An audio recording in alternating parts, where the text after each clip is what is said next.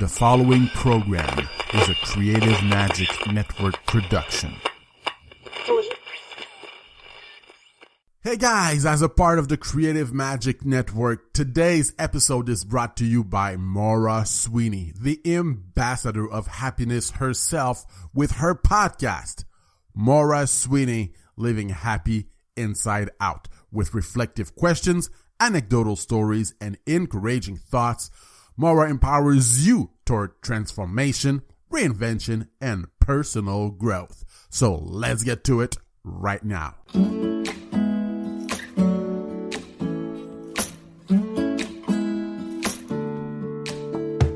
Welcome to the Maura Sweeney podcast. Maura is an international speaker, Huffington Post contributor, and the trademarked ambassador of happiness. In 10 minutes or less, Maura weaves clever anecdotes, insightful questions, and personal stories to challenge your mindsets and enable you to live happier from the inside out. Here's Maura with today's podcast for you. Are you creating your own culture? Well, if you're on a path to living happy from the inside out, you'll want to pay close attention to today's podcast question. Are you creating your own culture? I happen to love words, and this week the word culture came to mind several times, so I thought, let me look it up and do a podcast around this very important topic.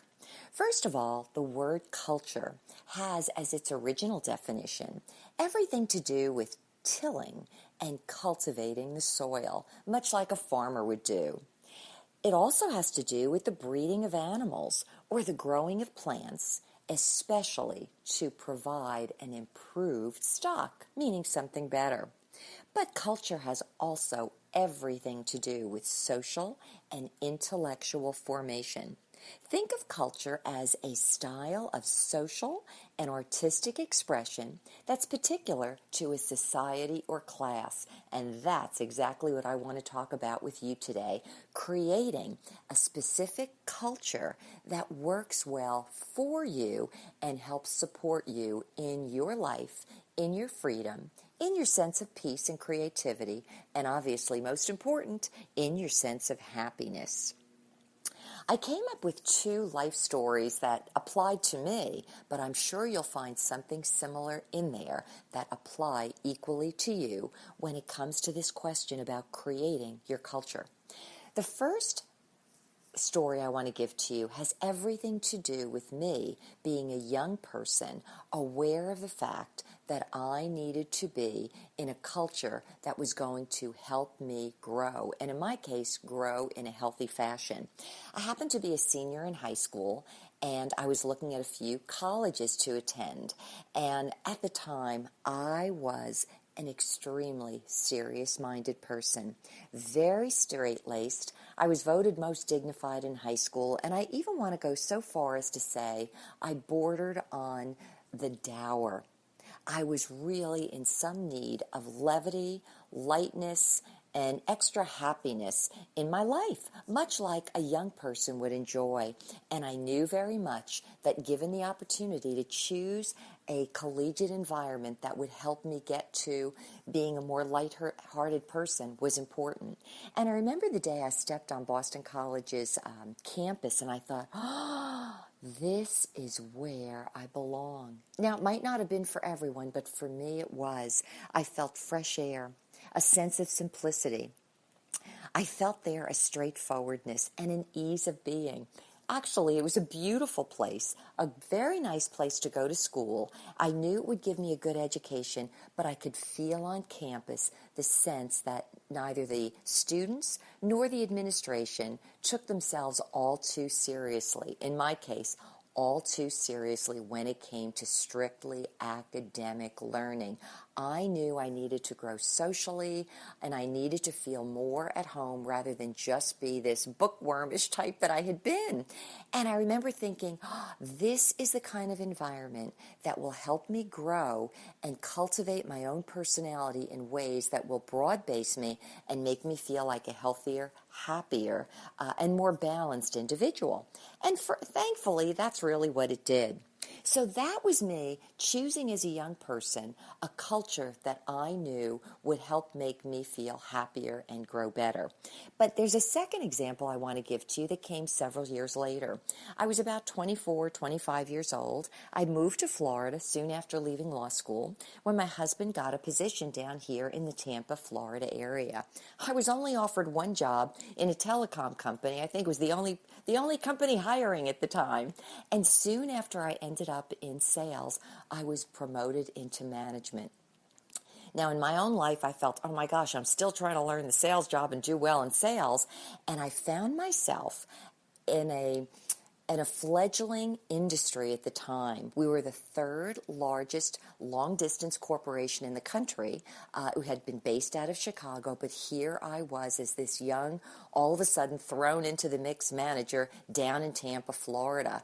And I remember thinking to myself, oh my gosh, what is our identity? What is our culture? How can I unify this group of people so that we know who we are and what we're all about? In fact, back then, we were trying to sell a product right behind Giants, MCI, and Sprint. Everybody knew about those two companies. They advertised all the time. They had great brand name awareness. And our company, the third guys in line, had no advertising at all. And I remember looking at my staff thinking, well, we've got to be able to sell. And they were all coming back to me saying, but Maura, well, how do we sell? Nobody's ever heard of us. So what that forced me to do was develop our own local culture. I had to ask questions like this. Well, who are we and what are we? How do we define ourselves? How would we like to be known in this marketplace? And what do we have that we can be proud of? Now, we might not have had a brand name awareness. We might not have had any advertisements. In fact, at one point, we had some of the highest rates in the industry in a marketplace that was supposed to be known for low prices. We ended up coming up with several key elements that really helped meld us together as a group, define us well, and it gave us our own internal culture as an office and a branch, but also an external culture that we were able to export successfully into the marketplace. What that meant is that we created experts in the field in our office. Some were experts technically, others were experts in sales and support, others were recognized for management, people I had moved into management. Internally, we cultivated a team environment. We had common missions and goals. We had fun events that we would plan for, and we would have parties. We would look to celebrate every good thing that happened, whether it was for an individual or for a group of people or for the entire branch as a whole. And all of it collectivized into what I would call our own culture. We knew it, we operated together, and we all brought one another up. And it was a very successful operation. So, the first experience I gave you was me as a young person hoping to find the right kind of culture that I could insert myself to. The second one was me as an adult looking to create a culture. So what does this have to do with you? And the question that I ask today, are you creating your own culture? Every single one of us knows the kinds of things we like, we admire, that we want to live in, places and atmospheres where we feel supported and uplifted and inspired and energized. And oftentimes, without realizing it, we can fall into a default mode, meaning that we serve as members and sometimes even unwitting enablers or accomplices to somebody else's culture that we don't agree with or really don't like. Now, obviously in life, there's many places we find ourselves where we might not have too much room to make a change. But what you can do today is find maybe 5 minutes of quiet space and a quiet place where you can survey various places you go, people that you're with, and the behaviors that you exude and exemplify and transmit everywhere you go. And say to yourself, well, How many of these behaviors really speak for who I am? Do I feel good in these groups? Is there someplace I need to move myself out of? And are there other ways that I can inject myself and incorporate into various avenues or situations or social places that I find myself in ways that will really help contribute to a culture that I want to create and also be a part of? It could apply to your relationships with your spouse or your significant other, with your kids, with your classmates and friends, with people that you have coffee with or maybe that you don't want to have coffee with anymore. It shows up in associations, in corporations, in government, and every other way as well. You are a person of great influence. Use your influence in ways that help create a culture that makes you happy from the inside out. Well, that's been my thought, but before we leave, let's listen in to someone else who wants to share with us what makes them happy from the inside out too. This has been Maura with More for You. Hi, my name is Sebastian Blumberg, and I live in Clearwater, Florida, and I am one of two of the owners of a website called firstamender.com. It's a freedom-based news website where people can say what they want. And I'm currently in school as of right now.